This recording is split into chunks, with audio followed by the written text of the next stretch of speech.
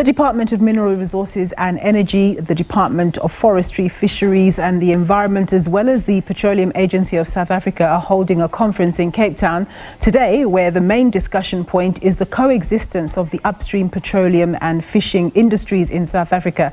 This is a contentious issue as the government seeks to boost investment in the upstream industry to boost the economy and jobs while being mindful of managing the country's carbon footprint and the impact that these activities have on the likes of fishermen. Well, to discuss this further, I'm joined by Shonisani Manyaga. He's a senior economist at the DMRE. Thank you very much, Shonisani, for joining us. What are the government's policy objectives when it comes to the development of the oil and gas upstream industries here in South Africa? Thank you. Good afternoon, Nompo, and good afternoon to your viewers. In terms of the policies that we have as government, we've got, firstly, start with the constitution of the country, which allows for coexistence of various sectors within the marine environment. That is covered within Section 24 of our constitution. We have enacted various legal instruments to that effect, which include the National Environmental Management Act. We've got the Mineral and Petroleum Resources Development Act.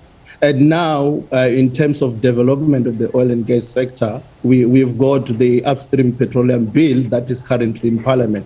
That this is aimed at making sure that there is coexistence between various sectors and by large achieve our socio-economic development for our citizens. Yeah. Thanks. So to the discussion that you're having today, I do see from your conference schedule that members of the fishing industry, both commercial and small scale, have made their presentations of the coexistence of the oil and gas activities and fishing.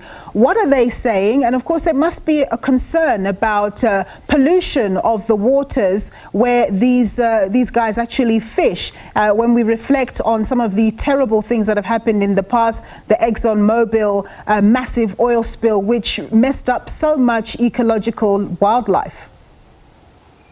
Yes, actually, the spirit among stakeholders is that they should be coexistent, and that's why we made sure, as the Department of Mineral Resources and also on behalf of the Department of Environment, we made sure that there is representation of both the fishing industry, the large and the small ones. So that they can add their view. There is broader consensus that they should be coexistent, and the legal instrument that we have in the country can be able to counter for any pollution or minimize any impact to the marine environment, including mammals, fish, etc. Actually, from the session that we just attended now, there is a call for a broader research within the marine environment so that these sectors, all of them, can coexist. Is it going to be possible to pursue the economic objectives of government, that is growing these upstream industries, while at the same time ensuring that South Africa complies with its climate change mitigation commitments?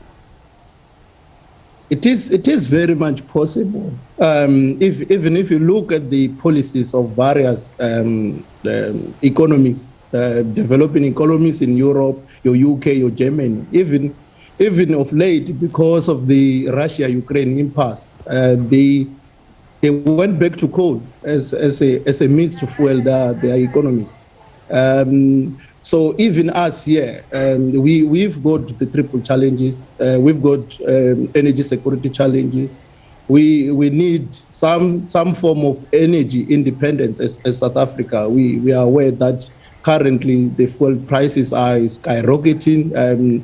Food prices are very high, and our communities cannot cope with that. So we need to offset by developing our own indigenous resources. So there's a broader consensus that we need to do that. But on the hindsight, we must also be mindful of our climate commitment, which we made in terms of the Paris Agreement. So we still align to that. We still commit to our climate change agreements and commitment. However, we are saying we have got social and economic challenges that we need to deal with, and the oil and gas present opportunity to unlock those.